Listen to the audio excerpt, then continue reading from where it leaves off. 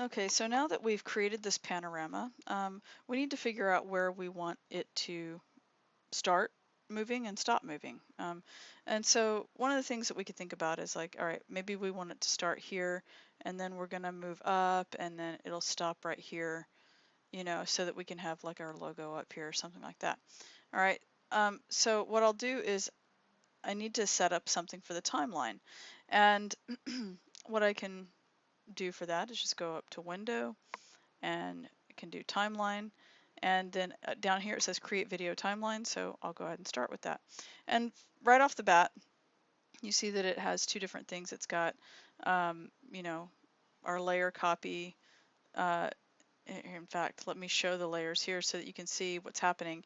So the timeline is mimicking what's happening up here in the layers. And so each layer becomes a timeline object. And I can toggle this down and you'll see that each timeline layer has all these different things that I can keyframe. And keyframing is where you have one position at one point in time, and then later you have your final position in a different point in time, and then the computer will do all the processing for the in-between frames, which is referred to as tweening, and it'll tween those frames to get you from point A to point B. And so there are all these different things that you can tween. You can tween position, opacity, style, camera position, blah, blah, blah, blah. Right? There are all these different things that you can do. And we're not going to get really heavy duty into this. I wouldn't actually recommend that you do too much with this in Photoshop unless you've got some like major fast computer, because this isn't really necessarily what Photoshop was intended for, 3D stuff, but it does have the capacity.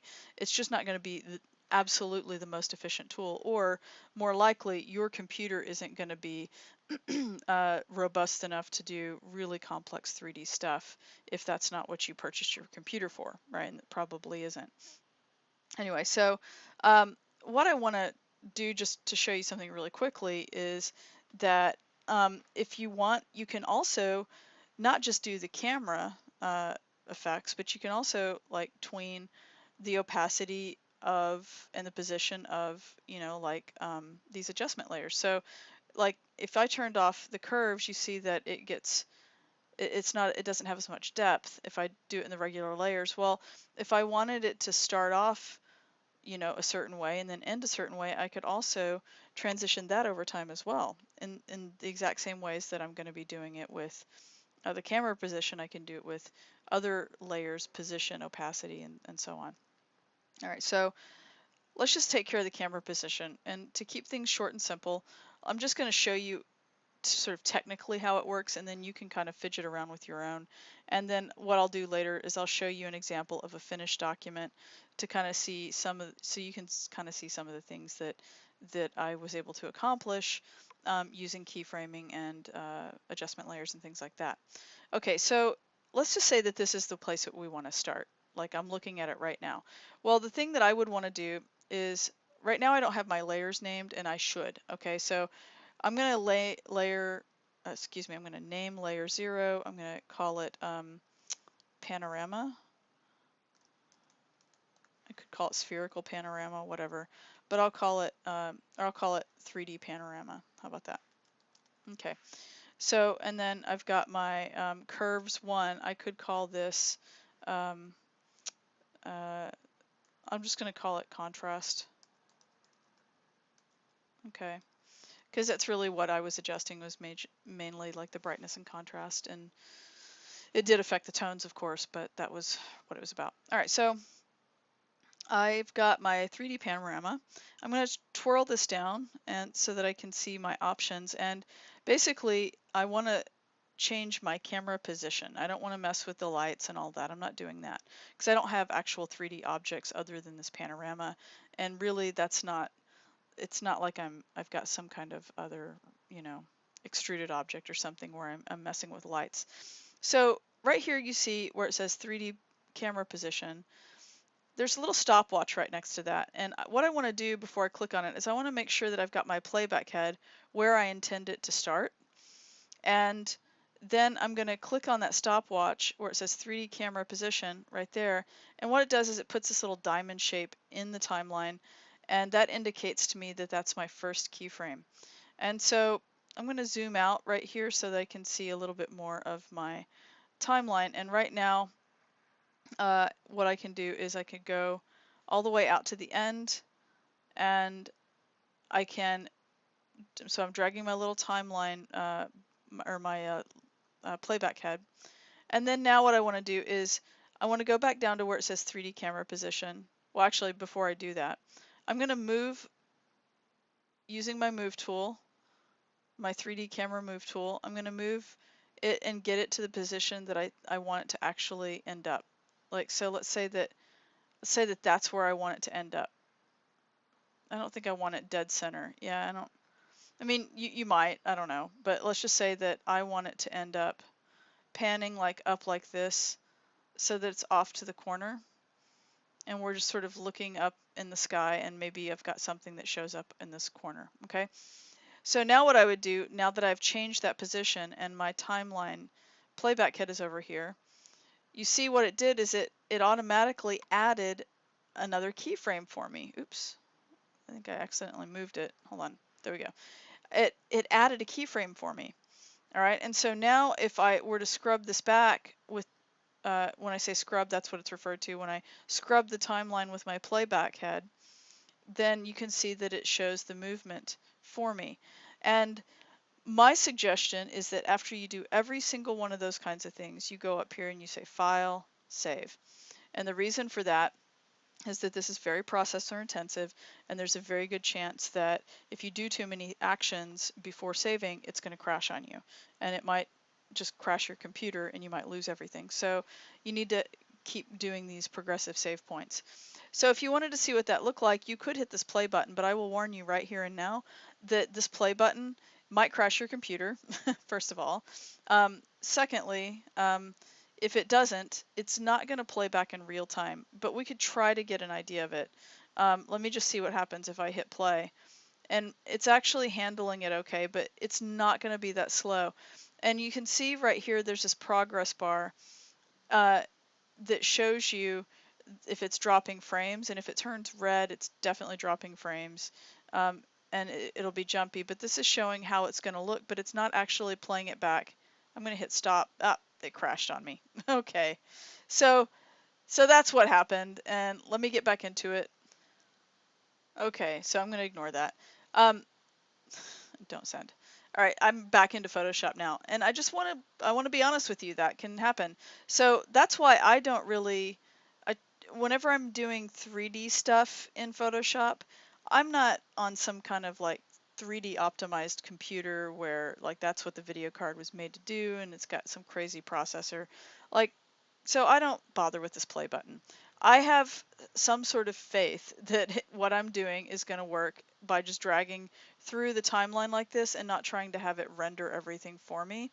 And if it drops frames when you're dragging your timeline back and forth like this, or dragging across it, it's okay. What you can do to see how it really looks is actually go render the video, and you can do progressive renders. So you can go up here to File, and you can go to Export, and then you go down to Render Video. And it's going to pull up this screen, ask you where you want to save stuff. And by the way, I do have a reasonably quick processor. It's not like crazy fast. I think my computer's about 3 or 4 years old, and it was pretty fast when I bought it. So so it's not like by today's standards the best. It's sort of average now. But one thing that is true about my computer is it's completely full of stuff. And so I don't have a lot of scratch disk space left. And that's one of the reasons that my performance isn't great, but that's also probably going to be true for a lot of your computers as well. That's what students are always telling me, that they don't have enough room on their computers. Anyway, what you want to do is look at where, the name of the thing that you're going to save. Make sure that you're saving it where you expect it to be saved. And in fact, I'm saving it. Let's select a folder. I'll go to the desktop, and I think I'm working in here. I'll save it in here. I'll in fact even create a new folder, and we'll call this videos. All right, and I'll just save it in there. I'll choose that folder, and I'm going to choose the Adobe Media Encoder, and I'm going to choose H.264, which is a really common type. You could do QuickTime if you want. If you're on a Mac, that should be a default option. If you're on Windows, it might be there and it might not. The next thing that we'd need to do is change the size. Now, one thing that I forgot to do before I came into this, and we need to go back and probably do something with this, is that I forgot to look at my actual document size. See right here, it's asking me, what size do you want to output this? First of all, this is way too big. I don't want something that's going to be over 4,000 pixels wide, first of all. But the other thing is that this is a 16:9 ratio. I just happen to know that. And the thing is that I don't think that I actually made something that was 16:9 and for the ratio, which is a regular wide aspect ratio.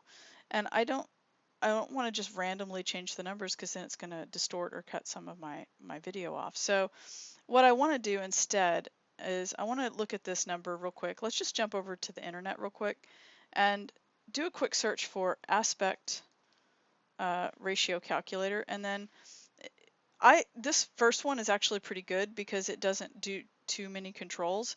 It gives you some customization, and so like one of the things that I've got here, just so you know, is that I actually have inside of here, I've got my values for my actual image. So for instance, if in Photoshop, if I go to image and then I look at image size, these are actually the values that they currently are. Because I took a giant picture, I cropped it, and then I duplicated it and flipped it, it's really, really big. And so this is huge. Well, I don't think that this, I can tell right now that this is definitely not a 16:9 ratio. It doesn't look like a standard enough ratio. So what I could do instead is I can go and I can look at Photoshop. Well, actually, let's just say that I know what my final width is that I want it to be. Well, if I know that I want the final width to be 1280, then that tells me right off the bat that my height for my revised height is going to be 491. I can tell you right now that that is not a normal 16:9 ratio. The 16:9 ratio would be 1280 by 720. And so if whatever it is that you're making really needs to conform to that 1280 by 720, then what you should make sure that you do whenever you're creating your panorama is that if you're doing what I did, which was like duplicating and stuff like that, and flipping the image, then you want to make sure that as you're cropping the image, that you're cropping it in such a way that it's going to stick to that wide aspect ratio of 16:9, so that it would be, in this case, like Photoshop is saying that 4096 by 2304, that's a 16:9 ratio, even though it's really big. If some of this is a little bit confusing, don't worry about it too much. What's really important is that you calculate this part right. So put your actual image size in. So for instance, if I go, let's just cancel this for a second. If I go up here to image and I go to image size, all right, and then I look at my actual dimensions, right? These are the numbers that I'd want to put into that website to make sure that as I'm scaling it down, that I scale it down at the same ratio and I don't end up deleting information or distorting information that's inside the video. So these are my numbers, 7154 by 2742. And if I wanted to stick with that and not have to make any adjustments right here to this video, like by cropping it to fix the ratio, then I can just come over here and I could type these numbers in and I could get my new numbers, and I can see here that my new height is going to be 491 if my width is 1280. So if I come back into Photoshop, let's go back into, I'll go to export video again. Where is it? Render video. And I didn't save this, so I need to actually go back and select that folder again. And I think it was in here. Yep. And we're going to choose that video folder that I created. And now what I want to do is if I take this and I say, okay, well, I know I want my final to be 1280. Well, that little website said that my height, my new height would be, I think, 491. I can double check. Yeah, 491 is my new height. So that's what I'm going to have as my final render size. I'm going to do my frame rate at 30 frames per second. That's standard. I want to make sure that I'm doing all range, or excuse me, the range of all frames. I don't want to start and stop, in between frames. So all this other stuff is fine. So now if I just click on render, it'll take a minute. it might take a few minutes for you depending on how fast your computer is. When mine is done, I'll come back to it and we'll look at it. Okay, so it finally finished rendering, and here's our video, and you can see it's really super wide. And so this wouldn't actually work on Instagram. You would actually have to go back and you'd have to make an adjustment to the size, which is not that big of a deal, but you would need to do that. So if I go back here and I take a look at it, this is what it looks like. So it's about, I think, about 5 seconds long. So if this was too long for you, you could go into the timeline and you could make it happen much faster so that it pans up more quickly. There's some other things too, you know, and this helps you at least see, okay, yeah, it's too long, or I don't like the way it pans, or whatever. And you can do these like really quick renders. That for me only took like maybe a minute and a half to render that out, and it was totally worth it because then it wasn't crashing my computer and stuff by trying to hit the play button. Even if you do hit play, no matter what, it's not going to render in real time in front of you unless you actually go and render the video to a file and then play the file back like I just did. So this could help me go, okay, yeah, I like it or I don't like it, and then, you know, from that point you could say, okay, well, I'm going to bring my logo in, and you're going to have to, in the timeline, keyframe its opacity or when it shows up. For instance, you can have it fade in. So if you did, to effectively do that, all we would need to do is move the keyframe in so that we know where that camera stops. Let's say that we want it to stop there. And then if I scrub this timeline, you'll see that it moves a lot faster, and then it just hangs out there in that position. And that would give me time over the course of about a little over a second to fade this in. So what I can do is I can create a new layer. Let's pretend like I'm bringing in a logo. I'm not going to bring in my logo. This is just for the sake of demonstration. But let's say I'm going to create a text layer, and let's make the text layer. Actually, here I'm going to undo that. Let's go back in the history, and there we go. What I should do before I create my text layer is, let's just say we want to figure out about where we want it to start fading in.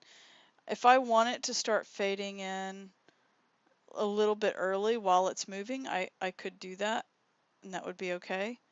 Let's say that I want it to start fading in somewhere in here. Okay, so I'm going to put my playback head right there, and now I'll create a new text layer by starting to type something, and I will type logo goes here. All right, and I'm going to select all, and I'm going to make that much bigger so that we can see it. Let's do it like maybe 300 points, and I guess maybe, yeah, whatever.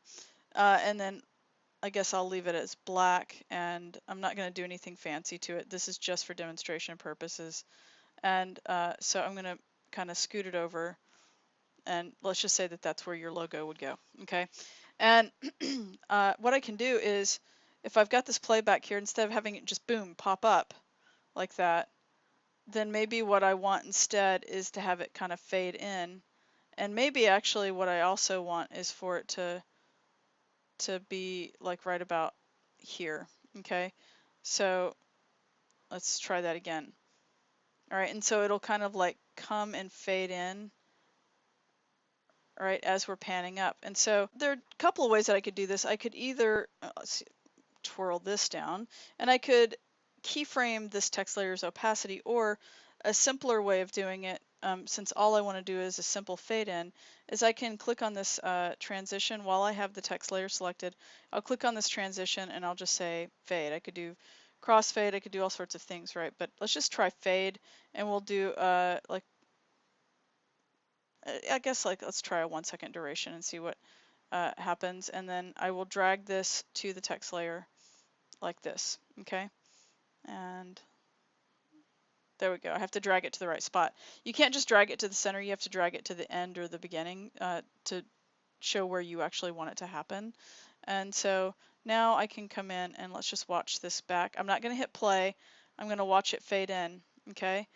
And then I have this much to decide on. And then right here, you'll notice that the background just disappears.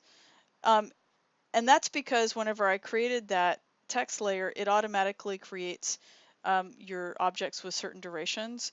So I'm going to zoom into my timeline, and I'm going to put my playback head right at the end of my other my 3D panorama, and I'm going to drag these other two back and have them snap to the end like that, so that that's where it stops.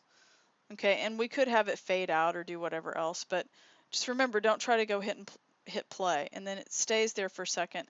And then if you wanted something else to happen, you know, like maybe the rest of the thing could go dark or whatever, you could do that. I'm going to hit save, and I could render this out, and then it would end up looking just like my other video, except that it would be, you know, it would actually uh, have the logo, or the logo goes here anyway.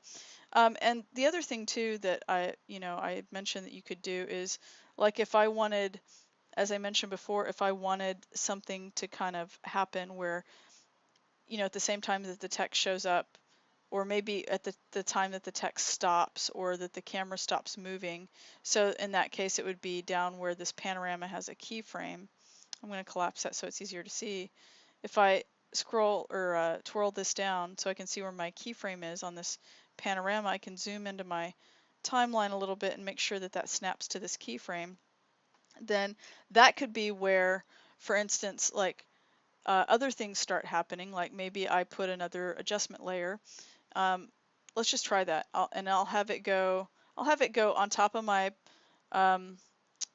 panorama, and actually I want to put my contrast down here so that it doesn't affect my logo, and I'm moving that around in my normal layers panel, and then maybe up above that I'm going to have a new adjustment layer. I could either do solid color, or there are a lot of different things I could do, a gradient. Anyway, I'm just going to show you something. I don't know exactly how it's going to look, but let's just say that I wanted to do something.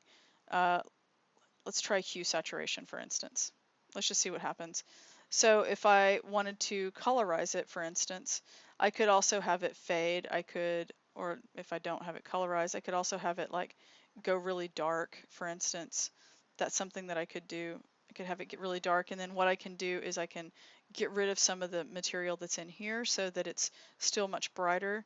I could turn the saturation up so that I'm just kind of playing around, but you get the idea. I could have it, you know, also, I could also have it so that it sort of gets blown out a little bit as well. You get the idea, I think. And so I can, let's do something like that, I guess. I'm just making something up right now. All right, totally making something up. So that hue saturation, maybe I don't want that to happen on the entire thing. So if that's the case, I could also take this mask, and while this mask is selected, something that's really kind of nice that I can do is I can just jump over to say window, and then I can show my channels, for instance. And while my channels are visible, let's just put my channels over here for a second. I can turn this on where it says hue saturation, and then I can go over and start to adjust it by drawing on it or erasing it. So let's just say that I want to erase some of the material because I want it to be a little bit darker. So I can start to draw my mask in here a little bit. So I'm in my channel, and as a reminder, to get this channel, I had to select my thumbnail for my overlay, and then I turned on the channel, and I'm actually just using it to draw. And this red is not actually a red color, although it's kind of pretty. I you know, could have done something like that too, I guess. But yeah, what I'm doing is I'm making the darker parts much darker, and I had changed the opacity to 41%, or somewhere in that ballpark would be fine. You know, just so that we can get a sense of softness and how this is working. So let's just see what that does. If I toggle this visibility off, you can see that that's what it did. And if you weren't sure how it looked before, an easy way to do it is you can toggle off the effect altogether, and you can see where it starts to kind of get blown out. And so I like the idea that it gets much brighter right here. And so I'll select this again. I'll turn on the option in the channel, and I'm going to kind of like make it so that all of this, maybe just a little touch of it up here as well, so that it just really gets, the lightness becomes a lot more pronounced right around the logo. All right, and so you can see here that that's how that's working. And if I turn that off completely, you can see that what it did was it just made this much brighter and happier looking, and it got rid of some of the grayness that's behind the text. And so yeah, I might be okay with that. And then what let's zoom back out of this timeline, and you can kind of see what's happening whenever I created that layer. And so that's the hue saturation layer that's right here. If I toggle that down, you can see that this is where I'll be able to make some adjustments. So if I start to pull this in, right, and my logo just shows up and it looks good. Now, one thing that we could do is we could drag this timeline back to the beginning and see what does it look like whenever I don't have this turned on. And I don't think I want that brightness there until later. And so I can kind of see where it is that I want that to start to take effect. And maybe I want it to start to take effect somewhere in here, like maybe even before the text comes up. So maybe somewhere in this ballpark is where I could actually have this hue saturation start to take effect. And so I could drag this in like that, and let's see how much it affects it if it just comes on. And it doesn't seem like it affects it too much. I'm kind of like slowly going through it. And so, but what I could do is if it was something that was a heavier handed effect, is that I could fade this in right here by grabbing my fade and dragging it and dropping it in here so that it had a slow fade in. All right, and so if I pull this in, I can also take this effect. If I zoom in on it enough, I can take the effect and I can drag it in so that it kind of fades in more quickly. So that's something else that you can do too. So I'm going to save this and let's just do a really quick render. So I'm going to render this out again, and let's just go back to render video. And it should, yeah, it remembered my last save folder and it remembered my last render settings, which is great. So I'm just going to render this out. Oh, and I'm going to also create a second version of it. So I'll call it Rev 2, right? And I'll hit render and I'll come back in a second when it's done. Okay, so it finally finished rendering, and let's take a look at it and see. And you'll see that the fade is so gradual for that effect layer that you almost don't even notice that it's there, but we notice that it doesn't look as good without it later whenever we stop here, because the clouds behind the logo are much darker and grayer. So if we were to come back over here and take a look at it in the final, let's take a look at the last, let's zoom back out, we'll come to the end and we can see what it looks like without it, right? So it's much darker. You can definitely see the difference. And I can also collapse this and we can blow it up so that we can make sure that it actually is looking the way that it looks in the rendered video. Let's go back to QuickTime. Okay, and you can see that in fact it does. Okay, all right, and so that's pretty much it. There are a lot of different things you can do. You can keyframe opacity, position, all sorts of stuff, all right? And you could like have the logo move in from the side if you wanted. Anyway, I'm not going to go through all of that. You're going to have to experiment a lot on your own if you want to do other stuff. And so, all right, get started and have fun.